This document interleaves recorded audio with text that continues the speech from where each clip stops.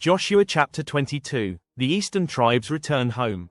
At that time Joshua summoned the Reubenites and the Gadites and the half-tribe of Manasseh, and said to them, You have kept all that Moses the servant of the Lord commanded you and have obeyed my voice in all that I have commanded you. You have not forsaken your brothers these many days, down to this day, but have been careful to keep the charge of the Lord your God. And now the Lord your God has given rest to your brothers, as he promised them. Therefore turn and go to your tents in the land where your possession lies, which Moses the servant of the Lord gave you on the other side of the Jordan. Only be very careful to observe the commandment and the law that Moses the servant of the Lord commanded you, to love the Lord your God, and to walk in all his ways and to keep his commandments and to cling to him and to serve him with all your heart and with all your soul. So Joshua blessed them and sent him away, and they went to their tents. Now to the one half of the tribe of Manasseh Moses had given a possession in Bashan, but to the other half Joshua had given a possession beside their brothers in the land west of the Jordan. And when Joshua sent him away to their homes and blessed them, he said to them, Go back to your tents with much wealth and with very much livestock, with silver, gold, bronze, and iron, and with much clothing. Divide the spoil of your enemies with your brothers. So the people of Reuben and the people of Gad and the half-tribe of Manasseh returned home, parting from the people of Israel at Shiloh, which is in the land of Canaan, to go to the land of Gilead, their own land of which they had possessed themselves by command of the Lord through Moses. The eastern tribe's altar of witness. And when they came to the region of the Jordan that is in the land of Canaan, the people of Reuben and the people of Gad and the half-tribe of Manasseh built there an altar by the Jordan, an altar of imposing size. And the people of Israel heard it said, Behold, the people of Reuben and the people of Gad and the half-tribe of Manasseh have built the altar at the frontier of the land of Canaan, in the region about the Jordan, on the side that belongs to the people of Israel. And when the people of Israel heard of it, the whole assembly of the people of Israel gathered at Shiloh to make war against them. Then the people of Israel sent to the people of Reuben and the people of Gad and the half-tribe of Manasseh, in the land of Gilead, Phinehas the son of Eleazar the priest, and with him 10 chiefs, one from each of the tribal families of Israel, every one of them the head of a family among the clans of Israel. And they came to the people of Reuben, the people of Gad, and the half-tribe of Manasseh, in the land of Gilead, and they said to them, Thus says the whole congregation of the Lord, What is this breach of faith that you have committed against the God of Israel in turning away this day from following the Lord by building yourselves an altar this day in rebellion against the Lord? Have we not had enough of the sin at Peor from which even yet we have not cleansed ourselves, and for which there came a plague upon the congregation of the Lord, that you too must turn away this day from following the Lord? And if you too rebel against the Lord today, then tomorrow he will be angry with the whole congregation of Israel. But now, if the land of your possession is unclean, pass over into the Lord's land where the Lord's tabernacle stands, and take for yourselves a possession among us. Only do not rebel against the Lord or make us as rebels by building for yourselves an altar other than the altar of the Lord our God. Did not Achan the son of Zerah break faith in the matter of the devoted things, and wrath fell upon all the congregation of Israel? And he did not perish alone for his iniquity. Then the people of Reuben, the people of Gad, and the half-tribe of Manasseh said in answer to the heads of the families of Israel, The mighty one, God, the Lord. The mighty one, God, the Lord. He knows, and let Israel itself know. If it was in rebellion or in breach of faith against the Lord, do not spare us today for building an altar to turn away from following the Lord. Or if we did so to offer burnt offerings or grain offerings or peace offerings on it, may the Lord himself take vengeance. No, but we did it from fear that in time to come your children might say to our children, What have you to do with the Lord, the God of Israel? For the Lord has made the Jordan a boundary between us and you, you people of Reuben and people of Gad. You have no portion in the Lord, so your children might make our children cease to worship the Lord.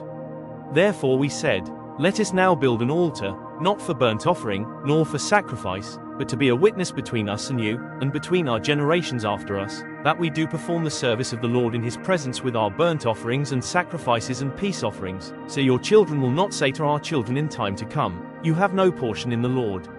And we thought, if this should be said to us or to our descendants in time to come, we should say, Behold, the copy of the altar of the Lord, which our fathers made, not for burnt offerings, nor for sacrifice, but to be a witness between us and you. Far be it from us that we should rebel against the Lord and turn away this day from following the Lord by building an altar for burnt offering, grain offering, or sacrifice, other than the altar of the Lord our God that stands before his tabernacle. When Phinehas the priest and the chiefs of the congregation, the heads of the families of Israel who were with him, heard the words that the people of Reuben and the people of Gad and the people of Manasseh spoke, it was good in their eyes.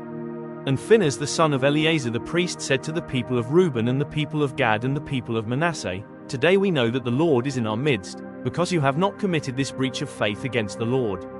Now you have delivered the people of Israel from the hand of the Lord.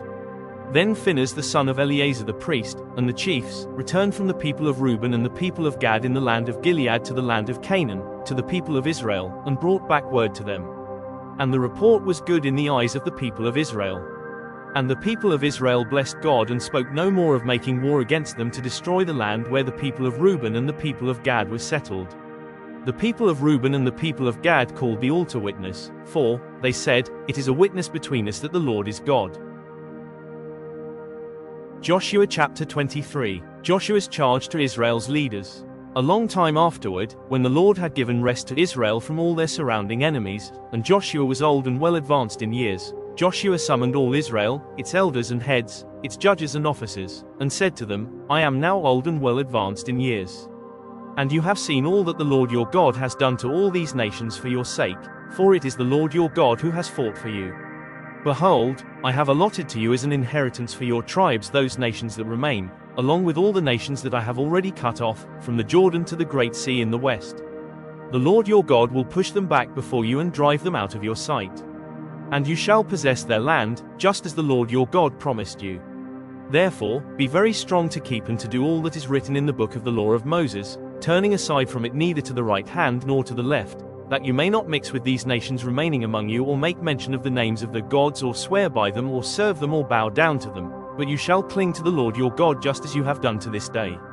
For the Lord has driven out before you great and strong nations.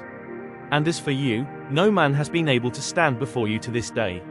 One man of you puts to flight 1,000, since it is the Lord your God who fights for you, just as he promised you.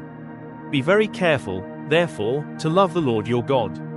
For if you turn back and cling to the remnant of these nations remaining among you and make marriages with them, so that you associate with them and they with you, know for certain that the Lord your God will no longer drive out these nations before you, but they shall be a snare and a trap for you, a whip on your sides and thorns in your eyes, until you perish from off this good ground that the Lord your God has given you. And now I am about to go the way of all the earth, and you know in your hearts and souls, all of you, that not one word has failed of all the good things that the Lord your God promised concerning you. All have come to pass for you, not one of them has failed. But just as all the good things that the Lord your God promised concerning you have been fulfilled for you, so the Lord will bring upon you all the evil things, until he has destroyed you from off this good land that the Lord your God has given you, if you transgress the covenant of the Lord your God, which he commanded you, and go and serve other gods and bow down to them. Then the anger of the Lord will be kindled against you, and you shall perish quickly from off the good land that he has given to you.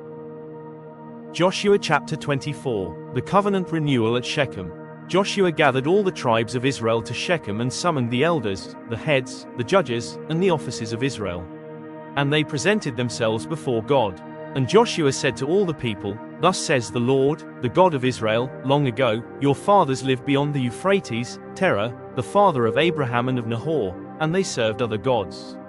Then I took your father Abraham from beyond the river and led him through all the land of Canaan, and made his offspring many.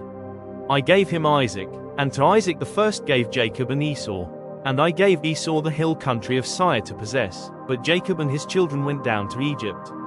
And I sent Moses and Aaron, and I plagued Egypt with what I did in the midst of it, and afterward I brought you out. Then I brought your fathers out of Egypt, and you came to the sea. And the Egyptians pursued your fathers with chariots and horsemen to the Red Sea. And when they cried to the Lord, he put darkness between you and the Egyptians and made the sea come upon them and cover them, and your eyes saw what I did in Egypt. And you lived in the wilderness a long time. Then I brought you to the land of the Amorites, who lived on the other side of the Jordan. They fought with you, and I gave them into your hand, and you took possession of their land, and I destroyed them before you. Then Balak the son of Zippor, king of Moab, arose and fought against Israel. And he sent and invited Balaam the son of Beor to curse you, but I would not listen to Balaam. Indeed, he blessed you, so I delivered you out of his hand. And you went over the Jordan and came to Jericho, and the leaders of Jericho fought against you, and also the Amorites, the Perizzites, the Canaanites, the Hittites, the Girgashites, the Hivites, and the Jebusites. And I gave them into your hand. And I sent the hornet before you, which drove them out before you, the 2 kings of the Amorites. It was not by your sword or by your bow. I gave you a land on which you had not labored and cities that you had not built, and you dwell in them. You eat the fruit of vineyards and olive orchards that you did not plant. Choose whom you will serve. Now therefore fear the Lord and serve him in sincerity and in faithfulness. Put away the gods that your fathers served beyond the river and in Egypt, and serve the Lord. And if it is evil in your eyes to serve the Lord, choose this day whom you will serve, whether the gods your fathers served in the region beyond the river, or the gods of the Amorites in whose land you dwell. But as for me and my house, we will serve the Lord. Then the people answered, Far be it from us that we should forsake the Lord to serve other gods, for it is the Lord our God who brought us and our fathers up from the land of Egypt, out of the house of slavery, and who did those great signs in our sight and preserved us in all the way that we went, and among all the peoples through whom we passed. And the Lord drove out before us all the peoples, the Amorites who lived in the land. Therefore we also will serve the Lord, for he is our God. But Joshua said to the people, You are not able to serve the Lord, for he is a holy God. He is a jealous God. He will not forgive your transgressions or your sins. If you forsake the Lord and serve foreign gods, then he will turn and do you harm and consume you, after having done you good. And the people said to Joshua, No, but we will serve the Lord. Then Joshua said to the people, You are witnesses against yourselves that you have chosen the Lord, to serve him. And they said, We are witnesses. He said, Then put away the foreign gods that are among you, and incline your heart to the Lord, the God of Israel. And the people said to Joshua, The Lord our God we will serve, and his voice we will obey. So Joshua made a covenant with the people that day, and put in place statutes and rules for them at Shechem. And Joshua wrote these words in the book of the law of God. And he took a large stone and set it up there under the terebinth that was by the sanctuary of the Lord. And Joshua said to all the people, Behold, this stone shall be a witness against us, for it has heard all the words of the Lord that he spoke to us. Therefore it shall be a witness against you, lest you deal falsely with your God. So Joshua sent the people away, every man to his inheritance. Joshua's death and burial. After these things Joshua the son of Nun, the servant of the Lord, died, being 110 years old. And they buried him in his own inheritance at Timnath-serah, which is in the hill country of Ephraim, north of the mountain of Gaash. Israel served the Lord all the days of Joshua, and all the days of the elders who outlived Joshua and had known all the work that the Lord did for Israel. As for the bones of Joseph, which the people of Israel brought up from Egypt, they buried him at Shechem, in the piece of land that Jacob bought from the sons of Hamor the father of Shechem for 100 pieces of money. It became an inheritance of the descendants of Joseph. And Eleazar the son of Aaron died, and they buried him at Gibeah, the town of Phinehas his son, which had been given him in the hill country of Ephraim.